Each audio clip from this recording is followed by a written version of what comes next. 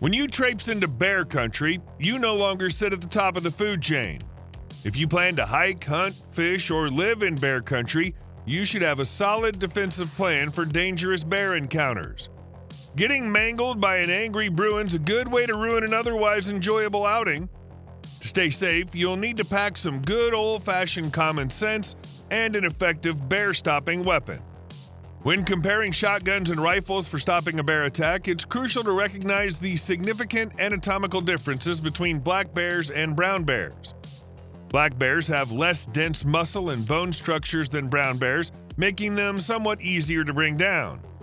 Because of these anatomical differences, the shotgun versus rifle debate will focus primarily on brown bear. That said, black bears are still incredibly dangerous. While they shouldn't be underestimated, their bodies aren't as capable of withstanding the heavy firepower needed for brown bears. When a black bear is aggressive, it's still a serious threat, but taking it down doesn't require high-powered rounds like the .375 H&H Magnum or .416 Remington, which are commonly used for grizzlies. Instead, a reliable 12-gauge shotgun with hardened slugs can be an effective option for stopping a black bear. If you're a fan of buckshot, you might want to reconsider when it comes to bear defense. While buckshot is a reliable choice for home defense and close quarters combat, it falls short when stopping a charging brown bear intent on making you its next meal. A brown bear's thick, sloped skull and heavily muscled chest and shoulders make buckshot an unreliable option. While a blast of double or triple-aught buckshot might momentarily stun or slow a charging bear, it lacks the deep penetration needed to ensure a quick, decisive stop. The inconsistent spread and limited power of buckshot mean that every shot must be chosen carefully, with one goal in mind: stopping the bear immediately. I believe the only shotgun round that should be considered as a primary round for defense against a charging brown bear is the 12-gauge slugs. From what I've heard from experienced Alaskans, Brennecke slugs are the top choice. In fact, they're pretty much the go-to option and are widely recognized by Alaskan law enforcement as the gold standard for bear defense. If you're planning to use a shotgun for bear defense, there are a few things you need to master first. Knowing your firearm inside and out and being able to shoot accurately under high stress. Shotguns can be a bit trickier, especially in high-pressure situations. Pump-action shotguns in particular can be prone to a frustrating malfunction if they aren't cycled properly. If you don't fully rack the pump all the way back before bringing it forward again, the next shell might not feed correctly. If this happens while a bear is charging at you full speed, you're in big trouble. A bear attack unfolds in seconds, and if your shotgun locks up at the wrong moment, you might not get a second chance. Train like your life depends on it, because if you ever face a charging bear, it just might. Get used to handling your shotgun under pressure by making your practice sessions as intense as possible. Before you start shooting, sprint a few hundred yards to spike your heart rate to simulate the chaos of a real encounter. Trust me when I tell you this. When a bear charges, it's like a freight train crashing through the forest, closing the distance faster than you'd ever expect. Even the biggest, clumsiest looking bears can hit speeds up to 35 miles per hour, and if you're not ready to react instantly, things can go very, very bad. Now let's see why I believe that rifles outperform shotguns for bear defense. Heavy-hitting calibers like the .375 H&H Magnum or .338 Winchester Magnum are built for exactly this kind of situation, stopping massive, dangerous animals in their tracks. The reason they work so well comes down to pure physics. These rifles fire heavy, tough bullets designed to punch through thick bone, dense muscle, and sinew while holding their weight and penetrating deep. The power of these rifles can create devastating wound channels that can reach the bear's vital areas, whether it's the brain, spine, or heart.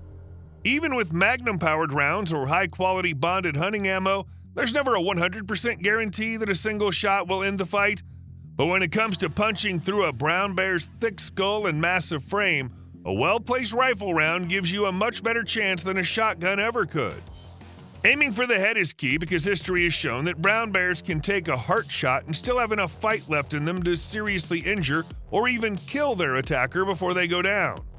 That's why if you're choosing a rifle for bear defense, you'll want something with real stopping power. Magnum calibers, heavy-hitting .30 caliber rifles, and the legendary .45-70 Government all have what it takes to put a determined bear down for good. Not sure what firearm you should tote into the backcountry? Don't worry, we've got you covered. The Langdon Tactical 1301 Blackout shotgun's the current hotness according to defensive shotgun practitioners and instructors.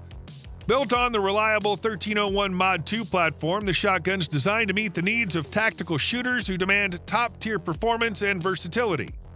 The LTT Blackout features everything you expect from Langdon Tactical, like the LTT trigger job and magpul stock, along with new shotgun innovations like the Super Duty shotgun sight, the fastback mount, and the LTT heat shield with labyrinth cable management on a Beretta Patrol 4-end.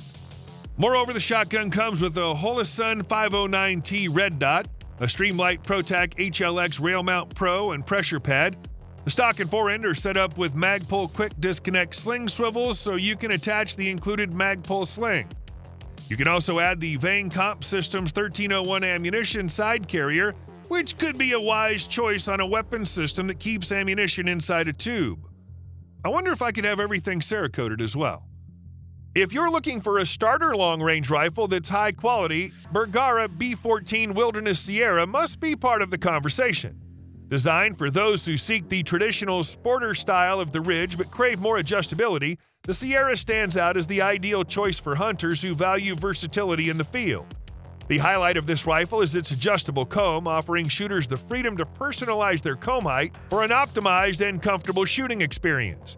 The grip features a slightly more vertical grip to allow for a more comfortable feel when shouldering. The action footprint on the B14 is very similar to that of a Remington 700. The two-lug push-feed action is tubular, thus making it easy to machine precisely and simple to bed. A loaded chamber indicator at the rear of the cocking piece is a nice touch, and the knurled oversized bolt handle's hard to miss on fast reloads. The rifle feeds from a detachable 5-round magazine compatible with AICS. The 24-inch fluted barrel's nice in every possible way. The sniper gray finish is great, it's free-floated in the stock, it comes threaded, and even features an Omni muzzle brake. The Wilderness Sierra packs a lot of performance into a rifle that retails for under $1,000. If you're looking for both a surgically accurate rifle that also provides you the features you might desire as a hunter, this is it. At the end of the day, both shotguns and rifles have their place in bear defense, and the right choice depends on your situation, skill level, and personal preference. Shotguns offer devastating close-range stopping power with the right loads, while rifles provide precision and penetration at greater distances. Whichever you choose, the most important factors are practice, shot placement, and carrying a firearm you're comfortable and confident with. Stay safe out there, and always respect the wilderness.